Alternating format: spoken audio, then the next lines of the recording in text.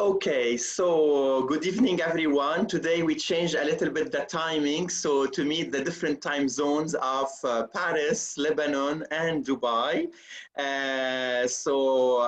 Christine is joining from Switzerland, Asim is in Kazakhstan, Mona is in Lebanon. We have Rachel in Jakarta. And so let me share with you, Lina and Sean, where are the people currently? So we have 52%, they are in Asia. We have 4% in South America. We would love to know where in South America you are based. Tiffany is joining us from the US, Susanna from Portugal. We have 8% in Europe, 32% in the Middle East, 0%, we are losing Australia today because it's very late. I think it's their midnight now, and 4% in Africa. We have 64%, they are teachers, 16% we have coordinators, 16% they are playing a role in the leadership team, and then 4% they have a different role. And then my interesting question today is about, did you offer training for parents to support them with distance learning? And 60% they answered no. Lina and Sean, I'm so excited to have you with me today. I'm Ali Azzeddin from Fourth Generation for Education, and as you know, we are running all those free webinars for all of you all over the planet in French, in English, and in Arabic. And today we are doing an English session. Sean and Lina, I'm so excited to have you with me this afternoon, and I'm going to let you take the lead now. I will be moderating the session whenever we have some interaction with our attendees who are joining from everywhere, as you can see in the chat, to make this connection. And I would like to remind everyone that in the chat, please make sure you are choosing all panelists and attendees. And I'm going to keep an eye also on Facebook, so our people who are following on Facebook, we can also interact with them and we can maybe answer their questions if they have any questions. Good evening, Lina from Lebanon. Good evening, Sean from Paris. Hello, Ali. Hello, everybody. Hello. So I've been planning for this session to have Lina with me since April, and finally I was able to have her on board for this webinar. You have to live with the excitement we are having here in Lebanon. So I know, I know that many of our Lebanese friends, they are having a lot of challenges, but we can still share our hope and we can still share our knowledge. So thanks, Lina, for being with us. Thank you. Thank you. Well, lots of challenges, but lots of opportunities. And I think this is something that we are going to talk about today. I'm Lina Mouchantaf from Lebanon. I'm the director of Preschool and Lower Elementary at International College, the Ain Ar campus. I've been in education for the last 30 years. I've taught everything at the preschool, elementary, and for me, a turning point was being introduced to the International Baccalaureate program, and mainly the primary years program, which has helped me to shift my thinking about teaching and learning and about schooling in general. As all of you, maybe as many around the world, we have started distance learning in last March, when also we went into a full confinement. Until June, then we had our summer break, and we are still in an online setting. So we started school on September 15th, and we are still in the online setting. We are supposed to go back to school in the hybrid model, hopefully on October 12th, but we are not sure that this will happen, but we are preparing for it. Sean? Good evening. I'm here in Paris. I am a grade 2 teacher at the International School of Paris. Last year, during our period of distance learning, I was teaching grade 1. So a lot of the stories you'll hear from me this evening are when I was a class teacher in grade 1. We were doing distance learning from March until June, and we were lucky enough to go back to school with the children for the last 2 weeks of June. And we've been very fortunate that since the start of this school year, so the start of this month, September, we've actually been in session face-to-face with the students. You can see that Lina and I have put our social media details, Twitter and Instagram, if that interests any of you. And then one of the big ideas, obviously, of this webinar is partnership. And really our partnership between Lina and myself and Ali is actually through the IB, through the International Baccalaureate. We're all workshop leaders, and I've been lucky enough to attend many sessions and lead sessions with Ali and with Lina. So it's great to be here. So I'm so excited to have both of you, Lina and Sean, and we are getting two different perspectives. A perspective from Lebanon where still things are a little bit confusing, and then a perspective from Paris, from Europe, where we are maybe a little bit back to a kind of a normal school. So let's discover together what you have prepared for the parents and how you dealt with the parents. Absolutely, thank you for that. I think stories go a long way in sending a message, and we're going to share with you two stories. Mine is about a wooden spoon. And you know, when we started the online learning, I made myself, as the leader of the school, I made myself available to everybody. Even though we were confined at home, I was on call through WhatsApp, through emails, through Google Meet, to support, you know, the whole community, and mainly parents. So whenever parents would send me something, I would send them a link and I would go online with them. So one day, I received, she's a mother of an early year learner, a 4-year-old. So she sends me a message, Mr. Mouchantaf, I have to see you. This is urgent. Something happened today, and I don't know what to do. I'm overwhelmed. I sent her, no worries. I'll finish my meeting in 10 minutes, and I'll go online with you. And I sent her a link. So we go online, and she told me, you know, we went online during the session, and I don't know what happened to my child. My child didn't want to follow the session. So I ended up following my child from room to room, and he wasn't answering me. He didn't accept to come back and sit in front of the screen and continue the session with his teacher and his friends. So I had to use a wooden spoon.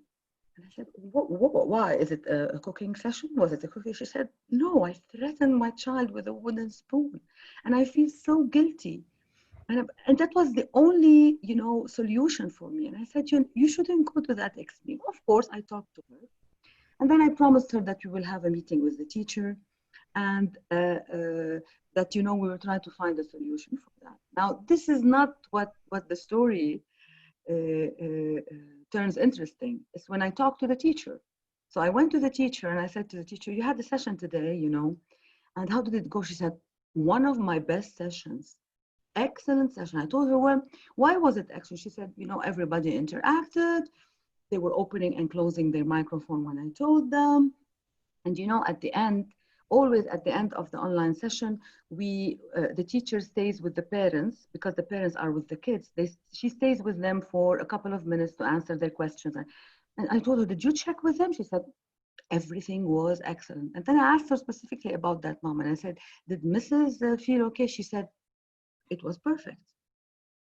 And then I told her the story. And I mean, we started laughing. And this was a huge lesson for us, that it's not about that screen, and it's not about what we are providing, and it's not about, you know, was it an excellent lesson or not a so excellent lesson. This is a different way of schooling and a different way of learning, and it needs different ways of doing what we do. We cannot assume that when the child is at home with the parent that everything is okay. So we need to do more. And what is that more? Is inviting the parents more into our system and more into what we are doing. And that's why partnering with parents is definitely something to consider as one of the priorities that we need to look into. And this is what we will be talking about at a later point. To you, Sean. So my story, post-it note, not yet. And this is a story about a grade 1 girl that we were using Seesaw as the main online platform to connect with the students with asynchronous learning. And there was every day we connected with the parents and with the students through a morning message.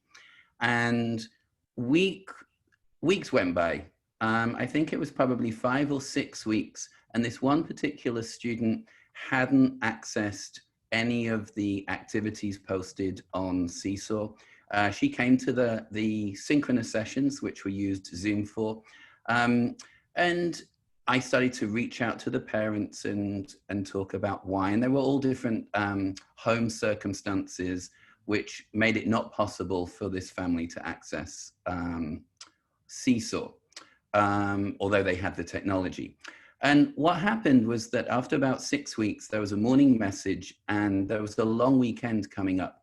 And the provocation, the morning message for me was, think about this gift of time that you now have.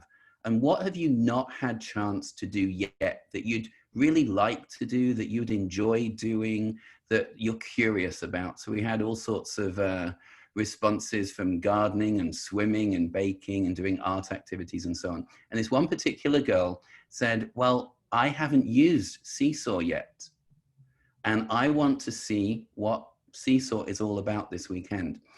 And she heard the morning message. It was perfect timing. And she accessed so many activities from that day on, all the way through the weekend. And as I sort of contacted the parents and said, wow, like what's happened? They said, well, it's not us, it's her. It's like, she wants to do this learning. We've now given her the time and sat down with her for a few minutes to just help her log in and work out how to access these activities and for her to be independent. But it took a lot of conversations, and there were a lot of assumptions in my head about what might have been going on, but it was having these honest conversations over a period of time with the parents and with the student to find out the reality. And the reality is that the families that we're partnering with, they all have, it's one virus and we're all human, but it's affecting us in so many different ways. So it was a nice success story, but it's just a reminder to the importance of reaching out and not making assumptions. So we have a quote here. No school can work well for children if parents and teachers do not act in partnership on behalf of the children's best interests. And that's by Dorothy Cohen. So we wanted to ask you, with the big idea of partnerships, why are partnerships with parents important? So we wanted to start with the why. And to do that, although we're going to use the chat box a little bit later in the session, we wanted to just model to you and use different tools and different technology.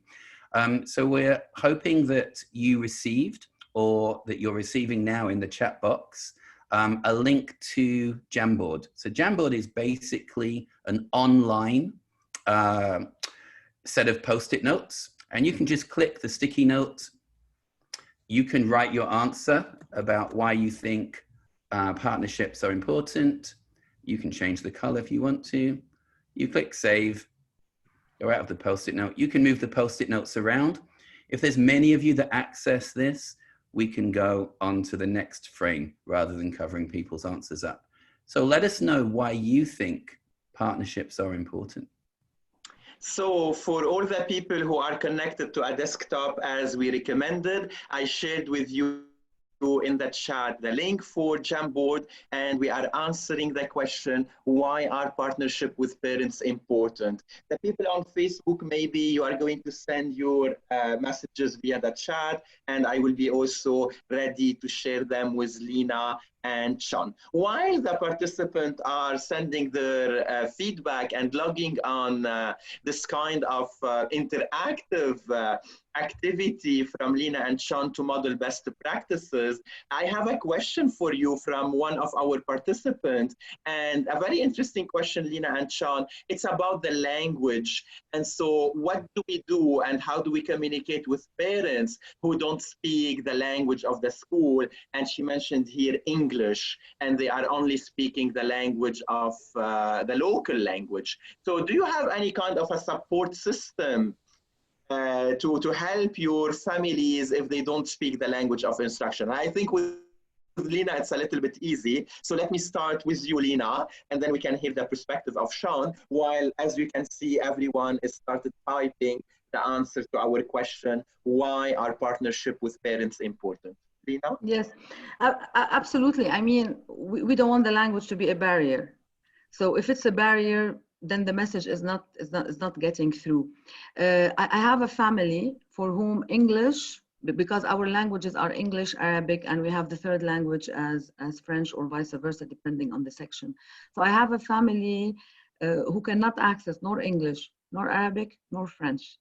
So they came to us with difficulties in understanding the communication sent by the school and understanding, the structure that we have in place. And in the remote learning environment, this is what we rely on. We rely on the written language. So what we did is we reached out individually. So we had meetings, we scheduled weekly meetings with that family. And what we did is we found in our parents community, because the family speaks Portuguese. So we found in our parents community one parent who can help us, who can speak the language and who can translate. And we would go online approximately around 20 to 25 minutes, sometimes with me, sometimes with the PYP coordinator, sometimes, with the teacher, just to make sure that the structure for that family is understood. And then we asked them to leave the children and how we deal with the live sessions to us. So it's like you deal with any student for example, English as a second language, etc. So during the lesson, we asked the parents to let us deal with it, but we connected with the parents individually so we can explain the structure. Thank you, Lina. Sean, what about you? Do you have a different perspective? And as you can see on our board,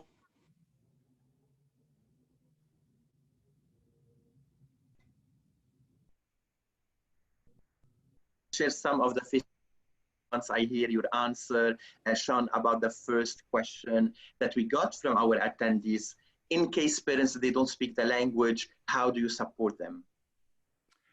So for us, we were, for my class, I was particularly lucky that although most of the families had English as an additional language, it wasn't to the point that they didn't speak English at all. But we were very conscious that English wasn't their first language. So when we were posting activities, we always try to have something in writing so they were able to copy and paste that text into a Google Translate or a different translation program. We gave oral directions as well for the students. So we used audio so they could hear in our voices, intonation and expression.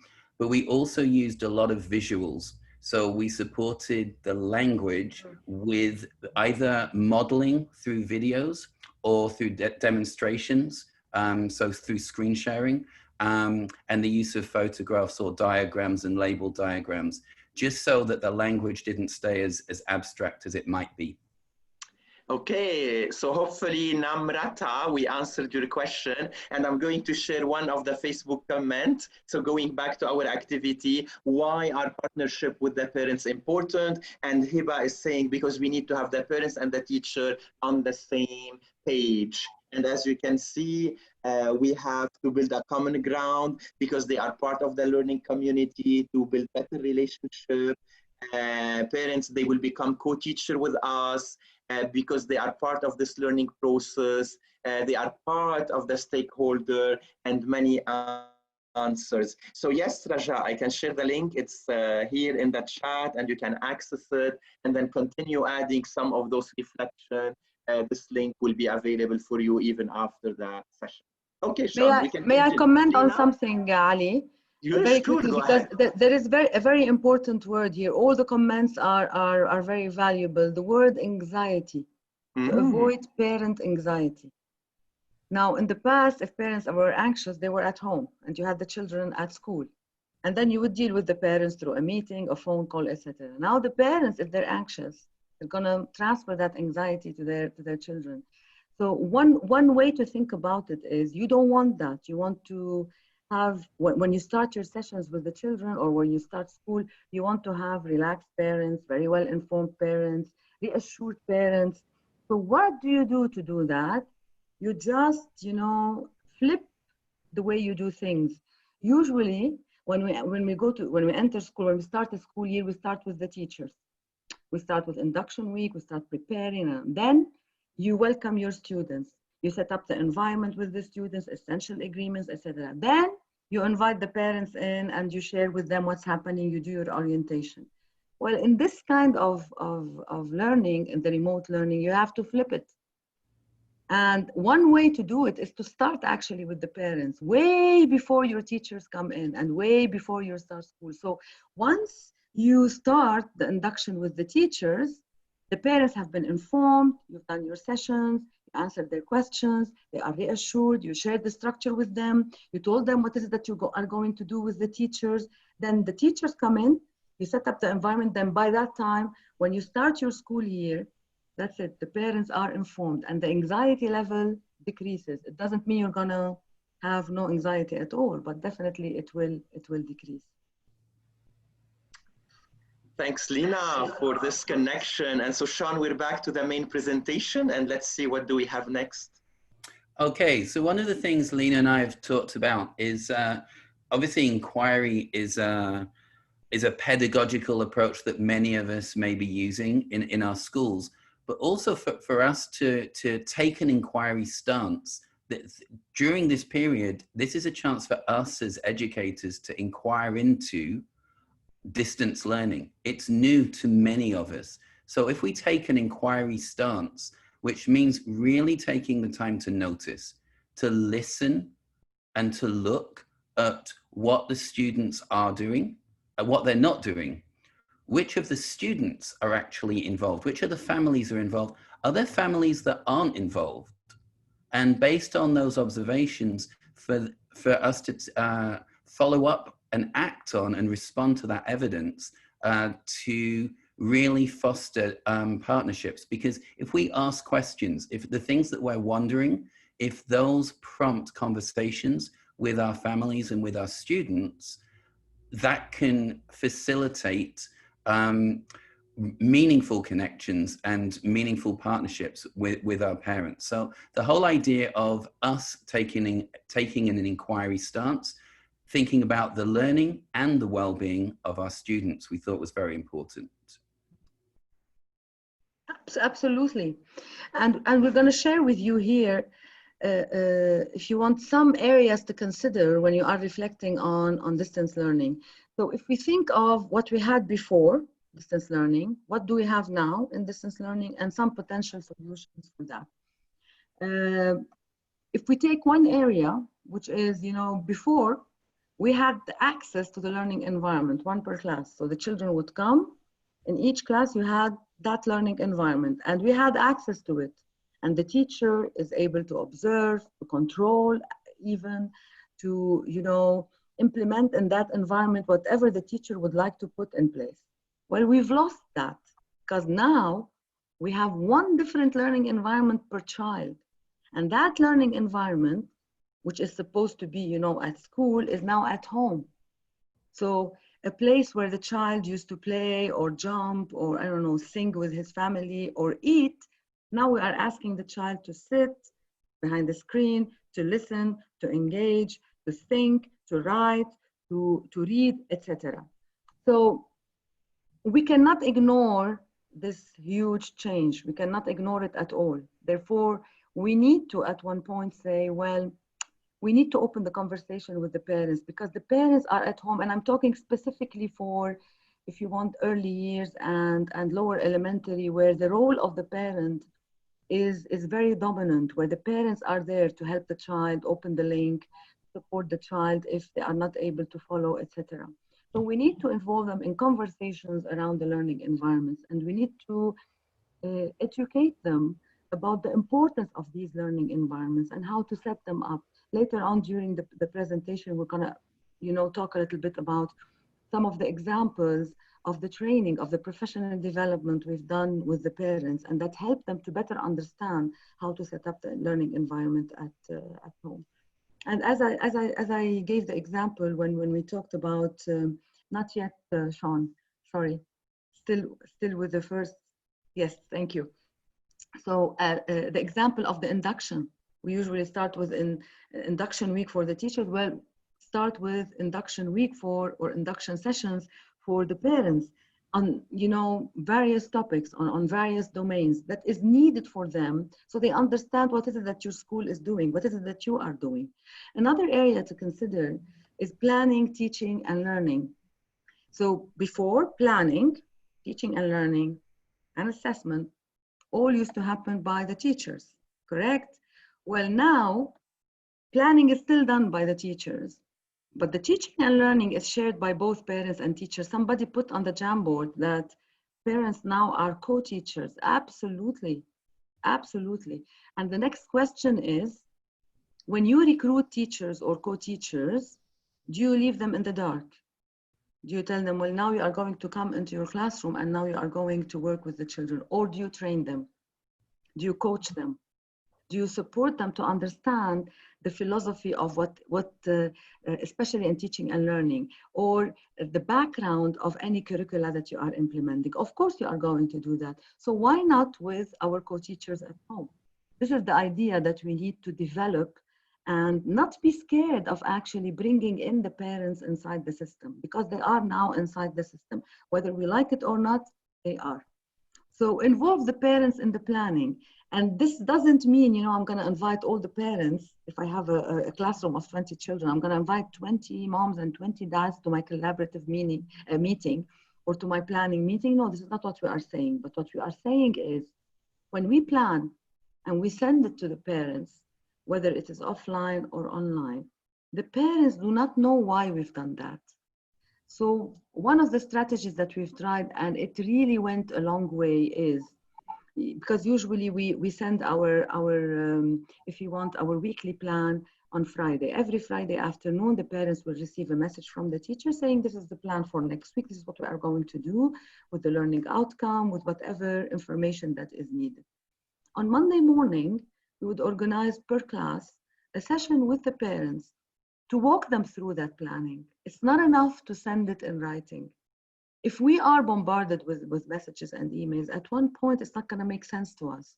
So probably we're going to need somebody to walk us through the thinking that happened behind the planning. And these sessions really, really proved to be crucial for the parents to be more relaxed and to better understand what they need to do. A very, very quick story. When we tell a child, a 5-year-old or a 6-year-old, now you are going to write a sentence. We know that that child is going to make lots of mistakes, correct? The parents do not know.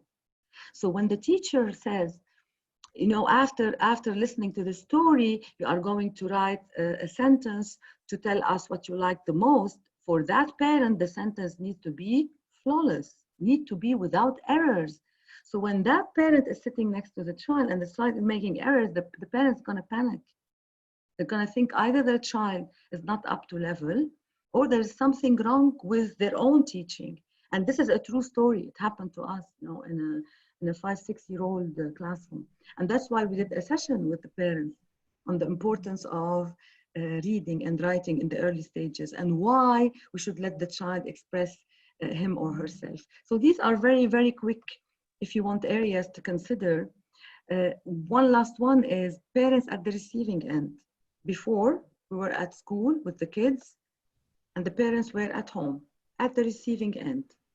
They would listen to what happened at school from their kids or from the information we send them. Now parents are at the core of the system. What can we do? We can offer choices. And choices, I know it's a scary word. Whenever we bring, you know, word choice and parents, people say, okay, how are we going to give choices to all our parents? We're not saying open choices, not a menu. What would you like to have? This is not what we're talking about. We're saying inside a certain frame, provide parents with choices. That will bring them closer to you, and they will have more ownership of the system that you have in place. And I will share with you how we did that with the schedules at one point. The next slide. So this is an example of how we reflected on the distance learning with our parents. So if you notice, you know, there are 2 areas we took into consideration: planning and preparation, and then we took teaching and learning. And that's the asynchronous. That's the offline. We use the platform called CISO. Maybe some of you know this platform. So the school is doing the planning, and the role of the parents at home is less than the school. But look at the teaching and learning. Look at the role of the home, how it has increased. So how are those parents supposed to support their children if they are not well informed, if they are not trained, if they are not coached, if conversations are not open with them on weekly basis, so they understand what is it that the school is doing. Next slide, Sean. Oops, this one. So this one is about the synchronous. It's similar to the other one, but look at the synchronous. In the synchronous meaning the live sessions, the planning and the preparation matches more the teaching and learning in terms of the responsibility of the school. And that's why when we started the distance learning, and we were struggling with the live sessions, but then we said, no, we have to make it happen. And we have to try to go live with our students, with our children, because this is where we will be able, if you want to align those two, planning, preparation, and teaching and learning. And the main idea to take out of what I just presented to you is balance. And the importance of having balance between live sessions and asynchronous, balance between what we are doing and what the parents are doing at home, balance between going into one extreme and not involving all the stakeholders. So my message is, do not be scared of involving the parents, because sometimes we think when we involve the parents, oh, they're gonna ask, more questions, or they're gonna show more. Of course, you want them to do that. But if you are honest with them, if you are transparent and you share these strategies and you involve them and you tell them, it's true, I'm giving you a choice, but it's in a frame. So I'm meeting you halfway. Please also meet me halfway. You will get really wonderful results. This is based on experience. I'm not talking just, out of theory. These are things we have implemented and they really, really paid off. Sean? Okay, so question back to all participants is, what is for a successful partnership? So if you were to think of the ingredients, the essential ingredients for a successful partnership with parents, what type of things, what type of elements would you include? And we'd like you to use the chat box for this. So Lina, many agreed that your ideas, and you are sharing great ideas, and this whole idea of balance between the synchronous and asynchronous learning is key. In my role as a kind of a consultant, I'm seeing people sitting in the front of the screen for 5 hours per day because they are trying to put the face-to-face model online. And so while we are waiting for the feedback of what is needed for a successful partnership, I think this is a key message for all the people who are listening to us. Face-to-face is not online. And so finding the balance between the two is very important. Mona is saying collaboration, communication. Jacqueline and Riz, they are insisting on the communication. Randa as well, she's talking about communication. Asim is introducing the word tolerance. Megan, she talked about the transparency. Aula is saying that learning visible through the reflection is an indicator of a successful partnership. Transparency, trust, and empathy from Raja. Again, trust from Harsha. Collaboration, less is more from Baharati. I'm trying to spell the names in a correct way. Christine, she's saying it's a shared responsibility. And let me check if our friend on Facebook also, they have some feedback on what is needed for a successful partnership. Involving the parents in the learning engagement, ongoing reflection, and be inclusive. So those are some of the keywords coming in the chat. Educating and engaging the parent is another idea shared from our attendees. And then trust came several times from our participants. And let me remind them, make sure you are putting all panelists and attendees so everyone can read all those words and reflection that you are sharing. Kavita is adding sharing, expectation. Sharon on Facebook, she's adding again the word trust and communication. And so this is a quick summary of the feedback of our participants. Okay, those elements link very well to this slide here. It seems they read your slides. So we've put as the number one the idea of trust, and that because it's a partnership, mutual trust. We need to trust the parents, and we need to work hard for the parents to trust us.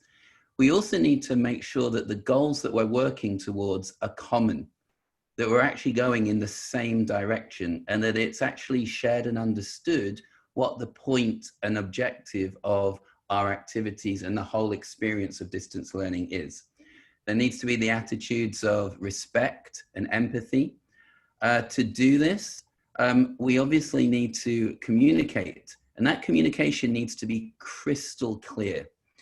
So anything we can do to make sure that what we are trying to get across and convey to parents, but as well for the parents to convey to us, because each of these characteristics are two ways, because it's a partnership. And then obviously the idea of teamwork. Oops. And just to extend on those wonderful ideas, again, the element of choice. Choice can really, really go a long way in convincing people that they are heard, listened to, and actually you'll be able to convince them more when you tell them, I'm inviting you to make the decision with me, versus this is it and just do it. So I'm going to share with you what we did with the scheduling, because I think scheduling has been a huge challenge for many schools across the world, not only here where I work, for the online. And as Ali said, in some places we have transferred the face-to-face model to the remote, to the distance learning model. Does it work? Does it not work? Well, I think schools who are experimenting with this will give answers to that. I personally feel that for our little kids, especially early years, I'm talking preschool and elementary, they need a different way of doing it. They need a different model. And we cannot transfer the model as is, our school day from 8 to 2 or from 8 to 3 and just plug it in online and put the kids there. Because there are so many elements that we have lost. The social interaction, the ability to control the learning environment, and so many other things. So it's not a transferable model. Now, how can we present our children then with the same quality of learning while we are online? What we tried this year, and I'm sharing one perspective. This is not a formula. So I'm not sharing with you a formula that could be applied everywhere. It's a formula that worked with us. And I think some of these elements can be transferable, mainly the element of choice. So what we did is, Lina, yes. That's why I asked from the participant to share their model also in the chat. So it will be interesting to see what is happening all around the world. Excellent. So let's see. Listen to your model and explore those options that we can transfer to other countries and to other schools. Excellent, excellent. Absolutely. I'm just going to explain very quickly the model just to show you how we went about the choices. Because the word choice is like, if I'm going to ask people to choose, or maybe they would choose something I cannot do. Yeah, but the choice we gave was inside a framework. So we designed sessions in the morning. This is a 5-6-year-old schedule. Can I have the next slide, Sean? And then we had the afternoon session. This is for the same class. And what we did is, as I told you, we went very early on with the parents online as the leadership team before the teachers came back to school. And we did lots of sessions with them. We answered their questions. We showed them what we have been working on over summer.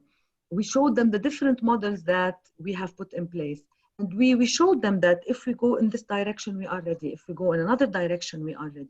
And we asked them to send us all their concerns. Definitely, we've done lots of surveys.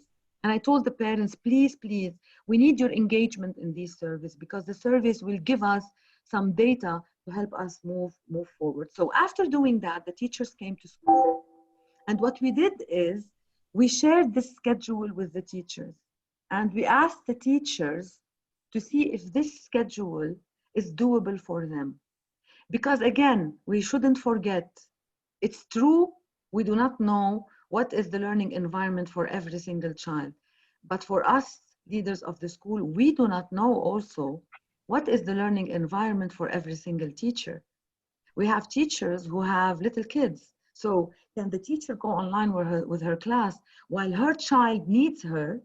So her child can go online with his teacher. So there are so many challenges at their, I'm going to call it learning environment, but it's actually their home. So there are so many challenges, and we need to reach out to our teachers too. So what we did is we told them, look at the schedule, think of potential challenges you may have, and let's address them. And this is what we did. And for some of our teachers, we modified the timing. We, if you want, flipped the sessions. So we put, let's say, the Arabic or the music or in the beginning, so the teacher can go online with her child. So for her child's class, we kept the schedule in the morning. So we reached out to the teachers. We fixed the schedule. So you will see a different, actually, you will not see one model for the whole school. You're going to see differentiated schedules. Then step 2 was to reach out to the parents. We did individual sessions with the parents. The first day of school, actually the first 2 days, were only individual sessions with the parents only, parent-teacher. And the teacher shared with the parents this schedule, and she asked them to, if they could choose one, afternoon or morning, what will it be? And if they have flexibility. Because we told them this is important for parents who have challenges at home, like working parents. Like if they have, you know, an elderly to support, etc. We have so many cases like these. And we added very, very simple questions to the parents. It's the same questionnaire that the teachers did with all the parents. Based on that, at the end of day 2, we met with each teacher and we finalized the schedule. And there you go.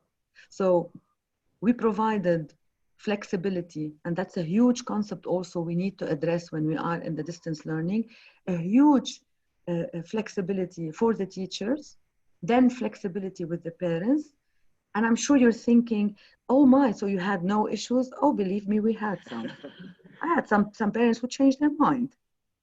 So we had, for example, a morning group of 8 children, an afternoon group of 10 children, and I have 4 or 5 parents who change their mind and they want to shuffle, and we find solutions. There is no situation that's going to come without some challenges, or like Sean taught me, with some opportunities to actually push our thinking and to find those solutions. I want to attract your attention to Wednesday, because we started thinking, okay, we lost a lot from you know, being in a face-to-face setting. How can we regain some of the innovation that we had in place? How can we regain some of the diversity in groupings that we had in the face-to-face? And then we said, okay, why not? We keep one day, and we called it, you know, differentiated day, differentiated or a different day. And during that day, the teachers, based on whatever they have worked on with their groups, they will decide if it's going to be a one-on-one session. And by the way, these are very, very important. We piloted them last year, at the end of last year, and they really gave very important data about the children's learning. So they will either use them for individual sessions. They might decide, you know, to put them in trios. They might decide that they have a special project and they want to do different groupings. And we've started trialing it with lower elementary, meaning grades, let me tell you, the age bracket is between 6 to 9-year-olds. And still now, it's working well. We were having some, you know, very, very minor issues that are very, very, very manageable. Thank you, Lina, for sharing this. We had plenty of ideas in the chat regarding timetables and what they are doing: 2 days face-to-face, 3 days online, one-to-one session, but on a different day. And I'm picking on the idea of involving parents, and Christine told us they have on daily basis, Lina, 30 minutes a meeting with the parents to answer their question and to, again, give them some feedback. And to keep an eye on the time, we still have around 15 minutes, Sean, okay? Okay. So I was thinking about the partnerships with parents during distance learning. I think many of us can think straight away to the challenges. And there are many challenges, and there's no point pretending it's not a challenging situation. But there are also many, many opportunities that distance learning has brought to us. So I'm thinking back to my time with my grade 1 class last year, and just thinking about the relationships that I developed with each student and with the families. As Lina said, the learning environment now is their home. We were invited into their home. The types of conversations, the types of artifacts and products that the children were creating, the types of things that they were showing and interested in, they were based on what they had access to. And those relationships were so much deeper in many ways than in the classroom. They enhanced what we'd already developed. Agency is a big buzzword at the minute. Distance learning done appropriately gives so many opportunities for children to have a greater choice, voice, and ownership of their own learning, for them to manage their own resources, to manage their time, to make decisions for themselves. The whole idea of inquiry and making sure, as Lina said, we're not trying to fill the student every minute of the student's day, that leaving time and space where children can inquire into what they're passionate about, what they're really curious about, and for parents to support that learning, but really put put the child in the driving seat. For me, it's such a wonderful opportunity to model the pedagogy of conceptual learning and inquiry. I think back to when I was PYP coordinator and the number of workshops that I led for parents to try and educate the parents. And at different times, there were different levels of success with different numbers of participants. Here we have all the parents, and to model what it is firsthand that they see day to day over an extended period of time, and how concepts, we try and connect children to concepts, and the learning and the depth of learning progresses, connects to one another and builds, is such a wonderful opportunity. And also we're working with all these students in such a different way. The opportunities for feedback that we can give that makes feedback so personal and relevant and timely for different students, which then obviously linking it to assessment and then differentiating what comes next in the decisions we make for future learning. So I wanted to just highlight some of the many opportunities that distance learning brings, as opposed to only focusing on the challenges. So in terms of the role of the parents and guardians, in terms of time, we won't go into much detail on this slide, but a lot of the things that Lina and I have asked parents to do is really to keep an eye on their children. Like, observe what does your child need right now? And those needs may be academic, but more often than not, they're emotional, they're psychological. And that having those conversations and those communication lines open between the parents and the school, so they tell us about what type of emotional support and encouragement that they may need from us, and so we can support them in that role. And also we put down the importance of, and this links to a question earlier, but the importance of home languages. We really encourage the parents to use their home languages to discuss and dialogue about the tasks that are given, to really support their children's learning in their home language. So thinking about some of the challenges. One of the challenges for parents is to really understand what is being asked of the children, like to understand the learning. So here's an example task from Seesaw that we posted This was a unit of inquiry that was all about the interdependence of living things. And one of the lines of inquiry was about what living things are, the criteria for something that's living and non-living. So one of the things that can be challenging for parents is to really understand what is it that you're asking. But if our activities, our engagements are very well sequenced, and they start with provocations, they start with the children connecting with very first-hand experiences, those activities can be illuminated for the parents. I mentioned earlier that any written instruction that we gave was also supported with audio and video, and we used technology like Screencastify or Loom to screen share and to model strategies that we wanted the students to do. Just so you know, for this task, the children were asked, there were certain things that these are children's theories about what living things do and have in common. And it started off with children just taking photographs of what they thought were living things in their home environment. They posted those on Seesaw. They then looked for commonalities. They looked at one another's photographs because we opened up the blog and they could see one another's thinking. These were the theories that the children had. And then it was a classification activity because we asked the children to think, are each one of these statements true for all living things, some living things, and no living things? And of course, it's quite provocative. The level of thinking is quite high. And what we got back was so many different theories, but so many different wonderings from the students. And this helped the parents to understand what it is we were really aiming for. So yes, there was content in terms of understanding living things, but there was also the process of inquiry. There were skills of classification and observation and explaining thinking. And a challenge as well is that the children and the parents are faced with a brand new routine and a brand new learning environment. So one of the things that we did was each morning, there was a morning message. We limited the number of activities that were posted per day, so the children actually had time to spend with their family and to inquire into things that they're choosing, not just from the teacher. And then the school were very good in terms of, obviously, that many children had siblings, so the parents were dealing with Zoom schedules for many of their children.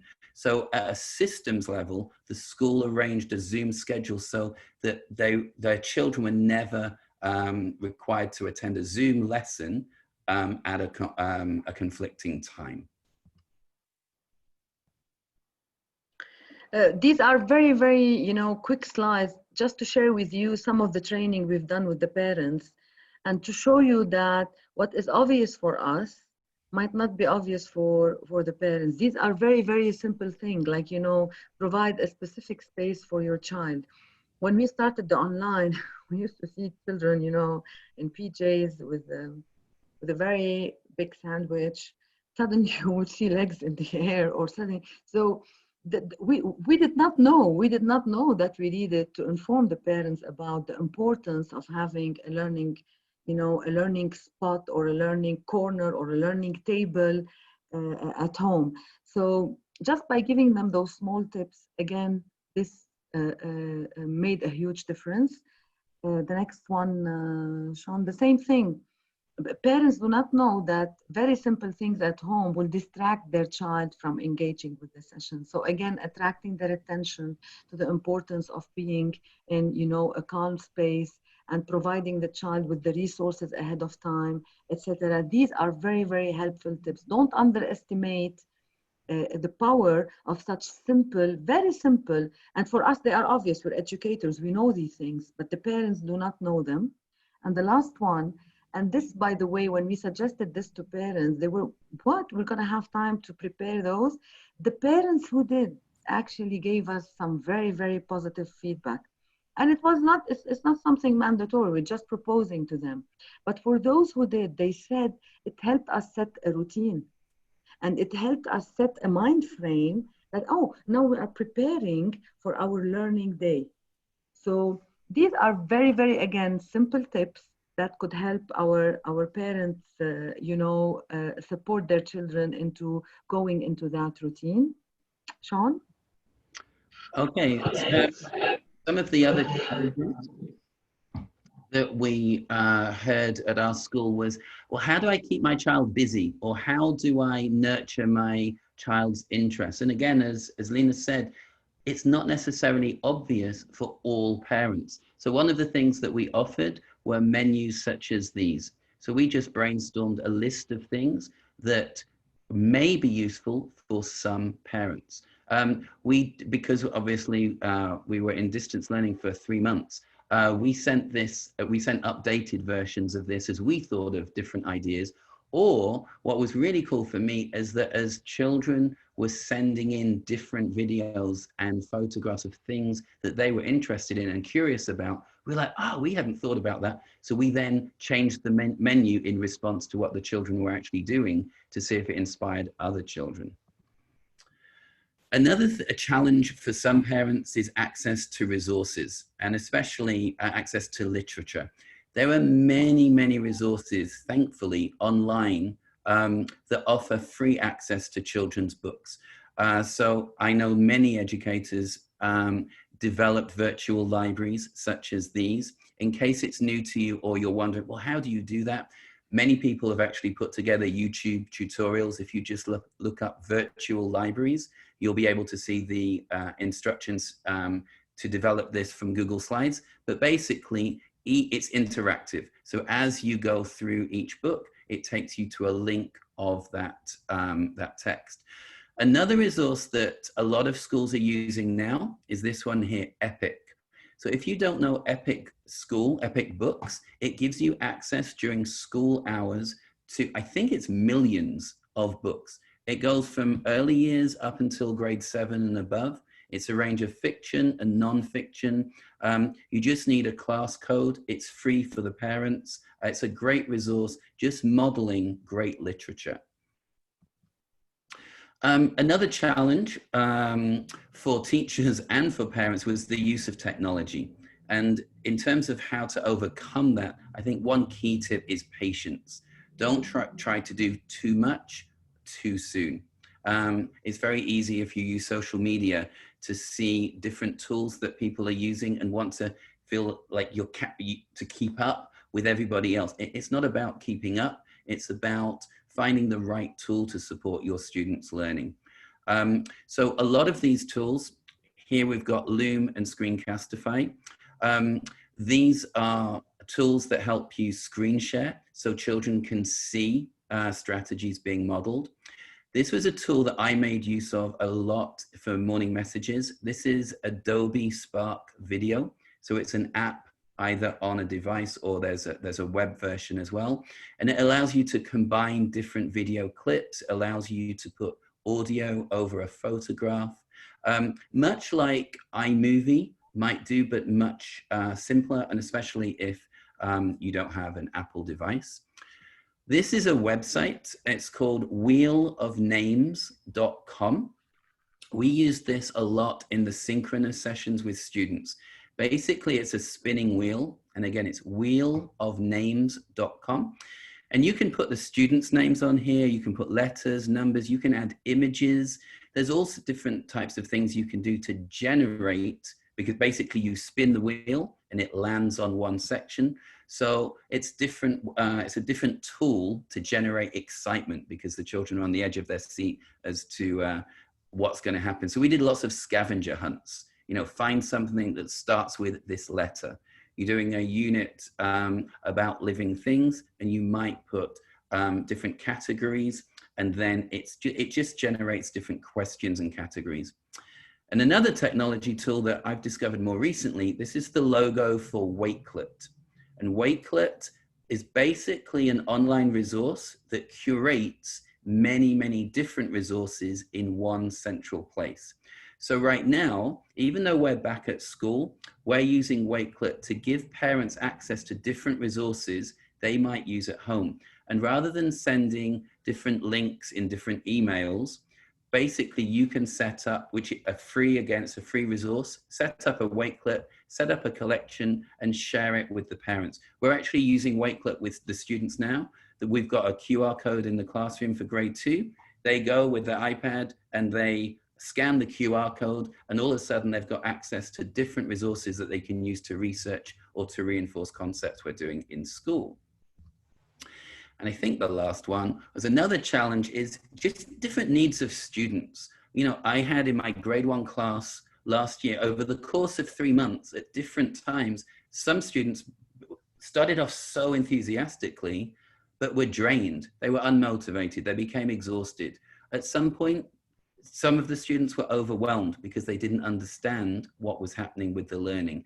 Some students were intimidated by the idea of synchronous sessions and being seen and heard by their friends online. The whole format of a Zoom session was intimidating. Language and academic needs. And basically the message we want to send out is that we can be responsive to those needs, and we can set up different conferences and reassure parents in conversations in emails, but also the importance of us being proactive as well. So I'm not sure how much time, Ali, we have for the Q&A. Good. I'm going to take some of the questions that we got. And let me start also by thanking you, because we had great ideas from you, Lina and Sean, and we had great ideas from the chat that was happening. And I would like to highlight a very interesting idea from Alavia. She said in the weekly timetable, Wednesday is a day off of screen, and it's their well-being day. And so they just share with the students some activities related to well-being without the screen, and then they practice those ideas. So I felt that this is very interesting. Now, the questions, let me take 2 questions. And okay, Sean, here, if you want, you can send in the chat the name of all the tools, because the people are asking about the name, so they can read them. And Lina maybe can answer this question. So how do you support the families, especially if they are telling you we are overwhelmed, we are working the full day, we are not available for those synchronous sessions? So what kind of tips and hints you can give to our teachers? I mean, I'm going to take you back again to that element of choice, because we know that some parents are overwhelmed, if not all of them. And we know that it's not an easy job. And I've seen, you know, some of the comments that Christine has put, and she is right. She is saying that, you know, they tell us it's your job. Absolutely. But you have to understand that the parents do not say that because, you know, they don't appreciate what we do, because for them too, these are very, very difficult times, and they don't know how to handle the whole situation. So the idea here is not to find this magical solution that will work for all the parents. The idea here is to bring them to you, instead of saying, I don't want to talk to the parents because it's a headache. I don't want to open the conversation with them. They're going to ask me tough questions, and of course they will. And the more you open the conversation, the more you bring them in towards you, the less resistance to what you do you will get from them. This is again based on experience. I highlight again and again that element of choice. Provide parents with choices in the frame that you have. I'm not saying provide them with an open choice, like choose whatever you want to do today. No, it's like we do with the children. Don't we provide the children with choices in a frame? Same thing for the parents, and you will see how they will get closer to you. You will always have parents who will resist, and you will always have parents who are negative. But you always have to think it's not because they're not good people or good parents. On the contrary, they are lost like all of us, and they don't know what to do. On top of everything that they have to deal with, now they have to deal with this. So what we tell them, we're here, we're in this together. And let's work together on making this experience successful. A last story, in one of the sessions I was doing with the parents, one of the parents, told me, I don't like the online model. I don't think it's an effective model. I said, well, maybe you're right. I'm open to any solution you have. He started laughing. So parents, sometimes they say things, not because, they want to critique us. They say things because they're airing out things. And they know that there isn't no other solution. But what are we doing to make that online, that distance learning more effective? This is what's crucial to communicate to parents. Okay, thank you, Lina. Thank you, Sean, for putting all those links in the chat. And then I think you have a special evaluation form for our attendees today. I've put also the link in the chat, which is on Flipgrid. Do you want to explain it, Sean, for our attendees? Sure. So just a different way to get your reflections and to try to model some different tools that you can use with students, because often reflection can be, it has to be done by writing and it can put students off reflecting for life. So Flipgrid, again, it's another free tool. So basically, if you go to the link that Ali has put in the chat, you'll see a little video on behalf of Lina and I that's got a question. What strategies were shared today that validated what you already do? And what might you try that you haven't tried before? So rather than using the chat box and pressure you with writing and time, gives you a little bit more time and flexibility to just give us your reflections and your insights based on today's webinar. Okay, and then to wrap it up, I would like to remind everyone on Friday we have a session related to math, and we have a series of sessions that will be related to math, so please join us. Think as a mathematician. On Friday, our normal timing, 5 p.m. Dubai time, so we are back to normal. And one of the secret why the session is in the afternoon, it's because of the electricity on Lebanon. For all the people and all because the of Lebanese, me. they know our problems with the electricity. And this, again, a very important challenge, not only Lebanon is facing, but other countries where they don't have the infrastructure are facing. And then we started this week announcing our concept day. This is also an invitation for Lina, Sean, and everyone to join us. 7 sessions, free webinars related to concepts in PE, in music, additional language, in Arabic. So feel free to subscribe, share the event with all your friends and colleagues, and let's stay connected wherever you are, whenever you are. And then the session is on YouTube also. Feel free to share it with others. It will be published tomorrow. And then you will get our link with the evaluation form on Flipgrid and the YouTube link. Thank you, everyone. Again, Lina, thank you. Thank you, Sean, for being with us. Thank you.